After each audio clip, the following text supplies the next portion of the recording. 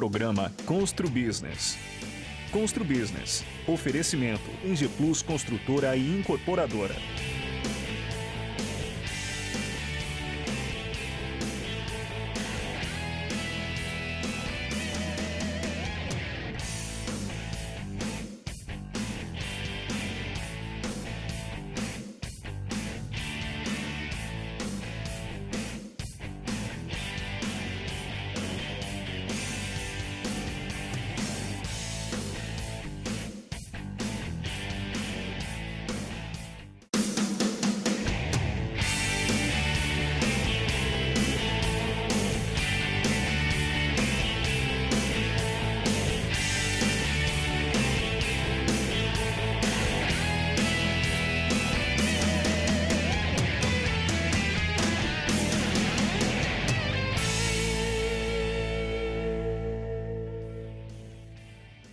Olá, estamos começando mais um programa Constru Business. Muito obrigado pela sua audiência. No programa de hoje, vamos falar sobre as secretarias de Edificações e Urbanismo de Santos. Nossos convidados, Glaucus Farinello, secretário de Desenvolvimento Urbano, e Fernanda Alarcon, do Departamento de Controle de Uso e Ocupação de Solo, Obras Particulares da Secretaria de Infraestrutura de Edificações. Muito obrigado pelas presenças. Glaucus, com um pouco mais de 100 dias aí na sua gestão frente a essa pasta, quais foram as suas realizações até agora, um pouco tempo, né? E o que você planeja para frente? Legal, Barroso, obrigado pela oportunidade. Acho que é sempre importante estar aqui conversando com vocês e com a sociedade de modo geral. E um ano atípico, né? Um começo de governo diferente, né? É um governo focado aí no combate à pandemia, mas, por outro lado, não podemos parar de pensar a cidade, de planejar a cidade, e a minha pasta ela é fundamental, até porque nós temos como obrigação, em todo início de governo, início de mandato de prefeito, que a gente faça a revisão ou revalidação do plano diretor. É isso que a gente está fazendo consulta pública, estamos nos reunindo internamente com a prefeitura para ofertar para a sociedade, né, ainda esse semestre, um novo plano diretor, ajustes, correções, então pensar a cidade. E até pensando nesse processo, né, da reflexão, o que a pandemia traz de legado, negativo ou positivo, como que isso pode entrar dentro desse processo de discussão do plano diretor. Tem algum desafio, um grande desafio que você imagina hoje que você vai enfrentar? Acho que os grandes desafios de Santos já são aqueles que a gente vem tentando enfrentar já nos últimos anos, né? A gente fez a revisão do plano diretor em 2018, e lá tem já algumas premissas importantes, que é reverter essa desigualdade social. Santos é uma cidade que sempre figura como qualidade de vida excelente, está ali plano de saneamento, IDH alto, porém a gente tem as mazelas, a gente tem ali as questões das palafitas, tem o esvaziamento da região central que a gente tem que enfrentar, e eu acho que esse é o foco. Eu acho que esse é o foco do governo Rogério. O Rogério tem me demandado esses estudos, tanto para palafitas, quanto para a região central, para o mercado municipal. Já temos projetos importantes que a gente vai colocar para a sociedade ainda esse ano. Fernanda, quais são as funções do seu departamento e como vocês estão atuando durante esse período de pandemia, né? Se está home office, metade trabalhando ou não? E a segunda pergunta é se houve um aumento do número de processos esse ano lá, de aprovação de projetos e tudo. Obrigado pelo convite. É um prazer estar aqui com você, Barroso, com Glaucus, meu colega lá de longa data, né, Glaucus? O departamento ele continua trabalhando. Obras foi classificado como fundamental, como serviço essencial. Então, nunca paramos. Desde a primeira fase da pandemia, continuamos em esquema de home office e agora em esquema híbrido. Os canais estão à disposição já da população para você continuar com os processos que já deram entrada, para continuar tocando as obras, que isso é o mais importante no departamento. Então, o departamento, o DECONT, né, que ele cuida da aprovação e da fiscalização das obras particulares, ele é dividido em duas coordenadorias, da análise e da fiscalização. A análise, ela aprova e licencia as obras, e a fiscalização fiscaliza a construção e até a expedição da carta de habite-se. Em 2020, a gente observou um aumento no aquecimento da construção civil, um aumento do número de processos, mas infelizmente esse ano o sentimento lá dentro do departamento é que tudo parou de fato. As pequenas obras continuam, mas com a revisão do CODIF, do Código de Edificações, a alteração da compartimentação da unidade privativa, ela não é mais importante, você não precisa mais apresentar em projeto. Então, isso com uma norma da EBNT, se eu não me engano é 16.280, ela fica de responsabilidade do síndico. É a responsabilidade do síndico zelar por essa obra, junto com o memorial descritivo que o morador tem que entregar e acompanhado de um responsável técnico, né, de uma ART. Muito bom. Glaucos e Fernanda, a construção civil, sem dúvida, é um grande propulsor dos empregos na nossa cidade, né? Talvez um dos segmentos aí que mais gera emprego e muito rápido, né? Como você acha que a prefeitura, se é que é possível, ela pode auxiliar para gerar mais postos de trabalho? Não é uma função da prefeitura, né? Mas você acha que tem alguma condição da prefeitura tentar fomentar esses postos de trabalho, seja com obra particular, com obra pública? Acho que nos dois caminhos, né? Tanto com obra pública quanto com obra privada, né, da construção civil. Você comentou há pouco da dificuldade de ter moradia com preço mais acessível em Santos. De fato, o preço da terra encarece, o preço da fundação encarece. E nós temos aí tentado há muito tempo tentar repovoar o centro, dar incentivos para a região central. E muitos desses dispositivos já estão vigentes em lei. Eu vou dar um exemplo aqui, o Alegra Centro aprovado em 2019, em dezembro de 2019, há pouquíssimo tempo. Logo na sequência entrou a pandemia, infelizmente.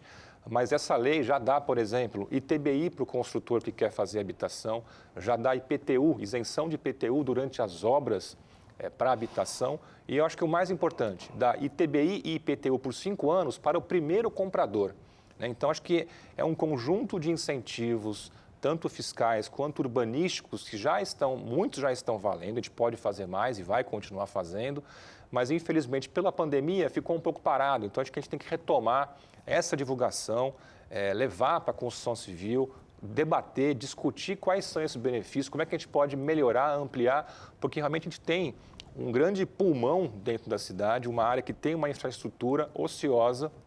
Só um dado importante e relevante, o bairro do centro somente, não é a região central como um todo, já chegou a abrigar 60 mil moradores. Hoje tem 6 mil. Nossa. Né? Então, isso é só o bairro do centro, sem contar o Paquetá, os demais bairros que compõem ali a macro-área centro. Então, a gente tem realmente muito pulmão, muita área para explorar, áreas para poder renovar, né? Existe aquela mística do centro que nada pode, existem áreas de renovação urbana, participamos juntos da renovação, né? Eu e a Fernanda, do último plano diretor, criamos áreas também para a renovação urbana. E a gente vê pessoas que trabalham em Santos, mas que moram em Guarujá, em São Vicente, Vicente Carvalho. Então, a gente tem que discutir isso com o segmento, identificar um perfil, né, de comprador, um produto diferente. São Paulo já vem investindo em produtos de habitações menores. Eu acho que Santos e a região central em especial tem tudo para atrair esse tipo de produto para a cidade. Só complementando, Barroso, acho que um dado super importante que a gente vem falando muito sobre isso e que pouca gente sabe é que o esvaziamento do centro em relação à habitação veio através da proibição do Plano Diretor de 1968, 68, né, Glauco? 68. Que ele proibia a habitação no centro. Nossa. Por 30 anos ficou proibido, né? Então, Sim. só em 98 que voltou a permitir. Então, assim, por 30 anos, o próprio poder público entendia que a cidade se comportava diferente. Ó, aqui você mora, aqui você trabalha. E hoje não é mais assim. Hoje a cidade tem uso misto. Então, quem mora hoje no Boqueirão vai buscar um escritório o mais perto da sua residência. E tem esses escritórios ali. Quem mora na Ponta da Praia, a mesma coisa. Hoje, os bairros são vivos. Eles têm de tudo, né? E esse esvaziamento do centro acaba sendo um reflexo desses 30 anos de proibição. Hoje as coisas mudam a cada ano, a cada dia. Depois dessa pandemia, então, na minha opinião, vários conceitos foram mudados, estão sendo repensados. Então, imagine uma legislação de 30 anos, né? Totalmente incompatível com a nossa realidade. Bom, vamos para o nosso intervalo, logo estaremos de volta.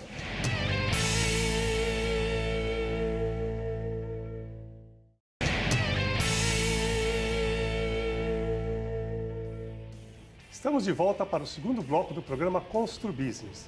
O assunto de hoje é a Secretaria de Edificações e Urbanismo de Santos. Nossos convidados, Glaucos Farinello, secretário de Desenvolvimento Urbano, e Fernanda Alarcon, do Departamento de Obras Particulares. Glaucus e Fernanda, a Lei de Uso e Ocupação do Solo, que a gente veio falando no bloco anterior, está em processo de atualização. Qual a participação das secretarias, de desenvolvimento e infraestrutura nesse processo? Só essa secretaria que participa dentro da prefeitura, E a segunda pergunta é como a iniciativa pública pode ajudar e se, por acaso, o Renova Santos é um dos caminhos aí para apresentar propostas. Como é que funciona esse processo? Qual o papel da secretaria? Como funciona esse contato, essa interação com a população? É um processo que ele é longo, até porque ele abraça também a questão do plano diretor, como eu coloquei no início do programa, que são leis importantes que demandam a participação da sociedade. A discussão é fundamental.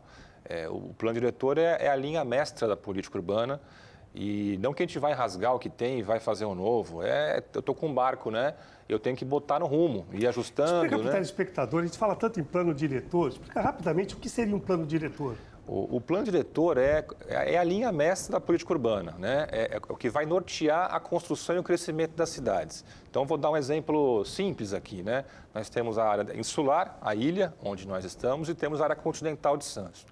Durante muito tempo se falou, não, mas Santos vai crescer para a continental. Então, essa discussão, se vai ou se não vai, o que vai ter lá, o que não vai ter, é no plano diretor, Então, a discussão, se a gente vai estimular a transferência do porto para a continental ou se a gente vai permanecer. Então, são essas discussões macro. Se pode comércio nessa avenida, se pode a altura de um prédio, a altura regulada pelo Comaia, mas o que pode fazer dentro de um empreendimento, se essa área é zona mista, não é? Aí esses detalhezinhos vão ser na Lei de Uso e Ocupação do Solo, que também está no mesmo processo de revisão, porque a luz, que é a Lei de Uso e Ocupação do Solo, é a principal lei que regulamenta o plano diretor. Tem outras leis também que regulamentam o plano diretor, mas é como se fosse tudo uma grande e única lei, Tudo faz parte da política territorial e de expansão urbana.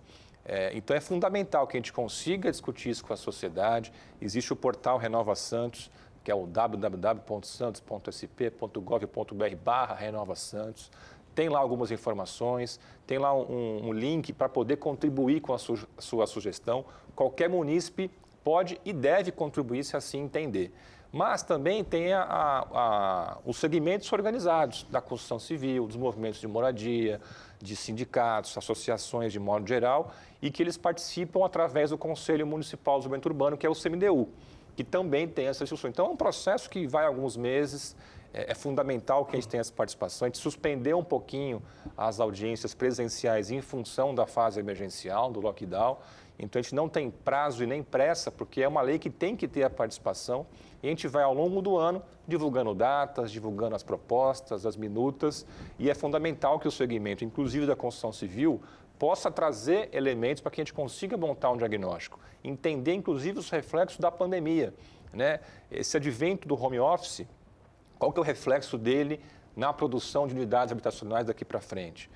Conversando com alguns construtores, já falam, mas até outro dia não se pensava mais em quarto de escritório no apartamento. Hoje voltou a ter. Pessoas que que até hoje tinham que sair de Santos para trabalhar em São Paulo. Será que já não começa um movimento de busca de retorno? Eu tenho amigos que trabalham em multinacionais em São Paulo que já faziam uso do home office uma vez por semana. Já a perspectiva é que haja uma inversão, 4 dias de home office, 1 presencial. Essas pessoas começam a pensar na possibilidade de voltar a morar em Santos. Então, até a região central, nesse processo, pode ser um local para abrigar um novo público que venha habitar a região de Santos. Acho que a população toda pode dar palpite, ou pode opinar, melhor dizendo, mas é uma decisão técnica, E aí passa depois pela Câmara e depois o prefeito assina. Acho que antes, complementando o que o Glaucus falou, o papel do DECONTE, o papel da CIED dentro do DECONTE é ajudar na revisão da legislação. As leis são vivas, A cidade mais viva ainda, muito dinâmico. E a CEDURB, ela faz essa revisão da legislação e a CIED aplica. Então, no dia a dia das análises dos processos, dos projetos, na aplicação, a gente vai entender de fato o que a teoria e a prática se conflitam. Então, nesse processo da revisão, é muito importante os ajustes que serão feitos para que a análise seja clara, não seja subjetiva. Então, esses pequenos ajustes, a aplicação da legislação também é muito importante nesse momento. Para evitar a interpretação, Também, dúvida, né? isso. Muito importante. Vamos lá, Glaucus, depois das grandes obras, aí, Ponta da Praia, entrada da cidade, né? Quais são os novos projetos aí no radar da Prefeitura? E já vamos aproveitar e falar da retomada da obra do emissário. Como é que está a obra do emissário? Se vai sair, o que está faltando? É uma obra importantíssima, né? E até a gente analisar o contexto que a gente vive hoje, as pessoas aí já passou de um ano, né? A pandemia já superou um ano, infelizmente. A gente vive aí num momento de vai e vem. E há um anseio da sociedade nessa flexibilização, nessa retomada. E a gente vai fazer isso com os cuidados, com os dados.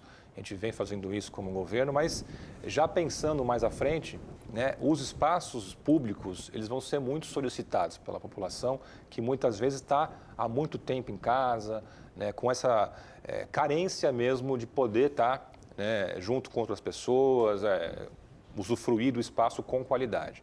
E o emissário é um desses espaços, né, públicos, e a gente tem que dar essa qualidade, tem que retornar isso para a sociedade. Relembrando, né, é uma obra que ia ser feita a custo zero, por uma medida compensatória. Essa medida que ela foi suspensa, então não há impedimento de reformar o parque. Né? O impedimento foi daquela medida, foi a forma do recurso. Então, o município, independente da ação que corre em paralelo em relação ao recurso, a gente está buscando alternativas, né? Entendendo a importância de ter aquele parque, não só para Santos, mas para a região, para o fomento do turismo. A gente vai fazer a intervenção, a gente está buscando um recurso ou da União ou do Estado e, se precisar, inclusive do município. Né? Estamos numa fase de fazer um trabalho de planejamento, de fasear, entender, fazer orçamentos por partes e tentar dar início ainda esse ano dessa intervenção, que é muito importante na retomada. Mas não só no emissário submarino. Como eu falei, os espaços qualificados, principalmente aqueles ao ar livre, vão ser muito demandados, né, daqui para frente. Então, a gente tem projetos de qualificação na região Zona Noroeste, na área continental, no mercado municipal. Pensar nas pessoas que têm menos poder aquisitivo, né? Porque a praia, ela é, óbvio, um espaço totalmente democrático, mas ele acaba privilegiando quem mora mais perto, né? A pressão da construção civil, a cidade se desenvolve muito em função da orla. Então, nós precisamos, até nesse processo de plano diretor, estimular e fomentar a criação de outros espaços também qualificados nos demais cantos da cidade.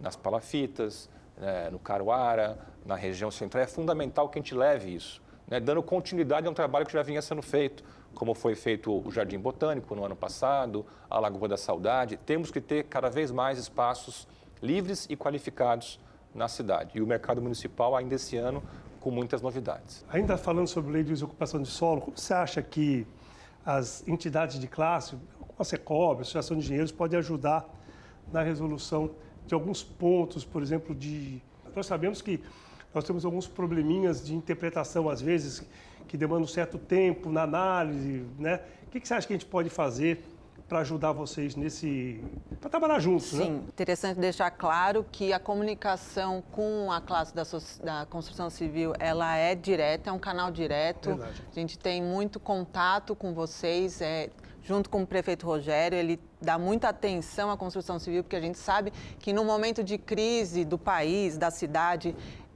a construção civil é um propulsor da economia, mas os canais de sugestão, como o Glaucus falou, o conselho, o CMDU é um conselho municipal do desenvolvimento urbano e a classe da construção civil é muito ativa nesse conselho, junto com os outros entes da sociedade. E estamos abertos a sugestões, como sempre, o que precisarem da gente, da CEDURB. Até porque a última alteração teve bastante participação, né? O Glaucus teve grande também participação nesse processo e a gente trabalhou bem em conjunto também, né? Eu acho que realmente o Rogério e vocês todos abrem as portas para a gente. O que a gente quer, na verdade, é o desenvolvimento da nossa cidade com qualidade de vida, né? O que a gente não quer, nós como empresários da construção civil, não queremos destruir a cidade que nossos pais vivem, que nós vivemos com nossos filhos, netos, né? Então, acho que é importante esse contato, que realmente as portas estão todas abertas para a gente. Vamos para o nosso intervalo, logo estaremos de volta.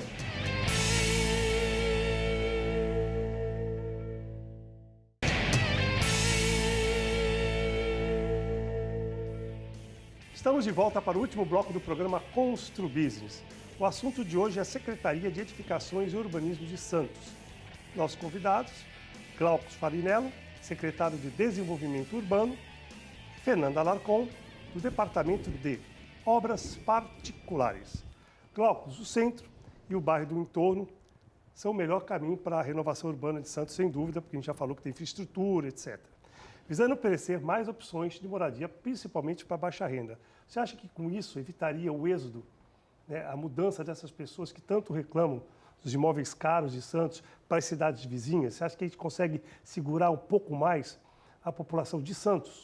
Eu não tenho dúvida, até porque cada vez mais a gente busca sempre no urbanismo evitar os grandes deslocamentos, né? E, de fato, há uma fuga. Eu conheço mesmo vários colegas da prefeitura que hoje moram em São Vicente, Praia Grande, Vicente Carvalho, e que gostariam de morar em Santos, né? Falta, de fato, a oferta desses produtos na região central. E o VLT, ele vai ser um grande, né, indutor, uma ferramenta importante. A obra já começou, a previsão é de 2 anos. Segunda fase, né? A segunda fase Aquela do VLT. Que vai dar... Ela vai conectar Campos a fase Melos? 1, ela vem pela Campos Melo, vai até a João Pessoa, passa em frente ao mercado municipal, que também vai ser importante para essa retomada. A gente quer anunciar ainda esse ano um grande projeto para o mercado municipal, e o VLT ele acaba passando na porta com uma estação na frente, então muito, muito bacana. Vai para João Pessoa, vai até a Rua São Bento, até o Valongo, faz a conexão com a rodoviária, volta pela Amador Bueno e desce pela Constituição, chegando ali na Conselheiro, fazendo a integração com a linha 1. Então, é uma fase fundamental. É importante lembrar também que o município continua tentando buscar ainda a expansão da linha 3 e 4 em Santos, ou seja, que seria a conexão da fase 1 até a Ponta da Praia e a extensão dessa fase 2, que vai até o Valongo, até a praia. Com isso, eu teria uma grande conexão norte-sul, praia, centro e uma leste-oeste, Ponta da Praia, José Menino, que é uma grande ligação metropolitana, porque eu vou conectar Guarujá, São Vicente e por aí o litoral sul como um todo, né? Então, é um planejamento e o VLT ele é fundamental nesse processo, porque a mobilidade hoje ela é um princípio básico, né, do urbanismo. Não tem como pensar uma cidade sem pensar em transporte de qualidade e em alternativas para transporte, né? E a pandemia também traz também esse legado, né? Várias cidades no mundo já vêm investindo em expansão de ciclovias, ciclorotas, né? Que é a alternativa para ofertar um transporte mais seguro, mais individual nesses momentos de pandemia. E a ideia é povoar justamente essa linha do VLT para que as pessoas não precisem tirar o carro, não precisem ter carro, na verdade, né? Desde o primeiro ano do Paulo, o prefeito Paulo, ele já vinha falando nisso. Acho que o Rogério está pegando mais forte ainda nisso. Ele faz questão do desenvolvimento dessa área do VLT e do centro da cidade, né? Sim, né? E assim, o jovem, é engraçado, hoje o jovem nem sempre quer ter um carro. Verdade. Eu, quando estava fazendo 17 anos, já estava lá, pai, eu quero já fazer a aula de carro, né? Hoje em dia a gente não vê isso, a gente não percebe isso. A gente vê o jovem hoje muito mais adepto à bicicleta, ao Uber. Não há aquele anseio, né, do jovem com o carro. Então, a gente tem que entender essas demandas, essas tendências que têm acontecido e propor um novo produto de habitação. E eu acho que aí não só a região central, mas como você colocou muito bem, né, o espaço ao longo do VLT, que já tem inclusive uma zona especial, que é a AAS, são as áreas de adensamento sustentável, que também tem já alguns benefícios urbanísticos para essa região, para a produção de HMP, HIS, que são as habitações, né, mais acessíveis. Muito bom. Fernanda, com as pessoas com mais tempo em casa, o número de reformas tem aumentado significativamente. Todas as reformas precisam do aval da prefeitura? Então, vou começar a fazer um jogo de sim ou não. Um prédio, ele vai fazer toda a impermeabilização da caixa d'água, do solo, vai trocar o piso todo do térreo, por exemplo, vai fazer a parte pintura do prédio todo. Precisa de aprovação da prefeitura? Não, são serviços que não precisam de licenciamento, mas precisam ser comunicados. Então, precisa entrar com um processo de comunicação de execução de serviços, com memorial descritivo e um responsável técnico, uma RT recolhida. Vamos lá. Limpeza de fachada do prédio. Precisa? Execução de serviços. Execução de serviço. Construção de guarita e fechamento de vidro. Acréscimo de área, precisa apresentar projeto. Apresentar projeto. Uma residência, você falou, quebrar parede, pintar, trocar piso, não precisa, ficou para o síndico. Isso. Como funciona a fiscalização dessas obras? Você mesmo comentou no começo do programa que o seu departamento ele cuida tanto da parte de aprovação de projetos como de fiscalização. Existe uma equipe fiscalizando as obras em andamento? Eu sei que no final da obra sempre tem uma vistoria para o habite final, durante a obra alguns fiscais aparecem. Como é que funciona esse departamento? Mesmo em época de pandemia, que está bem mais complicado, né? Um dispositivo muito importante que foi revisado nessa atualização do Código de Edificações foi a obrigação da apresentação de uma comunicação de início de obras, porque você tem o benefício de começar as obras antes da aprovação do projeto devido à morosidade da burocracia, da análise, dos trâmites da prefeitura. Então, você, depois de 30 dias sem o despacho decisório, você pode começar as obras, a sua conta e risco. Porém, agora você precisa entrar com uma comunicação de início de obras. Então, como a RT, você precisa sempre ter um responsável técnico pelas obras e o fiscal já fica em alerta com esse processo chegando na mão dele que essas obras foram iniciadas. Então, a partir desse momento, a fiscalização passa a ser constante. Periódica, né? Periódica. E só para terminar o programa, que já estamos no finalzinho, a Prefeitura parece que está com um plano aí de fazer uma modernização, uma informatização de todos os sistemas, né, de aprovação de projeto e outros. Queria que você falasse um pouquinho rapidamente. Isso, Barroso. Isso aí é uma novidade muito importante e que a gente está feliz com esse processo. Já era uma demanda do prefeito Paulo, mas o ano passado a gente parou um pouco com esse processo devido à pandemia. Então, é uma prioridade agora do prefeito Rogério e da secretária Larissa. Nós estamos em fase Nós já recebemos mais de 5 empresas que cuidam de processos digitais de licenciamento de obras particulares. Então, gostamos muito do que vimos. São empresas que já estão atuantes no mercado, com várias cidades já digitalizando ou fazendo os processos digitais de aprovação. E estamos num processo bem, assim, quase abrindo as licitações. Então, assim, o Rogério está muito, e a secretária Larissa estão muito atuantes nisso. E, se Deus quiser, nesse ano a gente já consegue começar com os processos digitais. Que beleza, vai agilizar em tudo, né? Muito Sim. bom. Eu quero muito agradecer a Fernanda e ao Glaucus pela participação no programa. Quero muito agradecer a audiência dos nossos telespectadores e dizer que na próxima semana estaremos de volta, se Deus quiser. Grande abraço e até lá.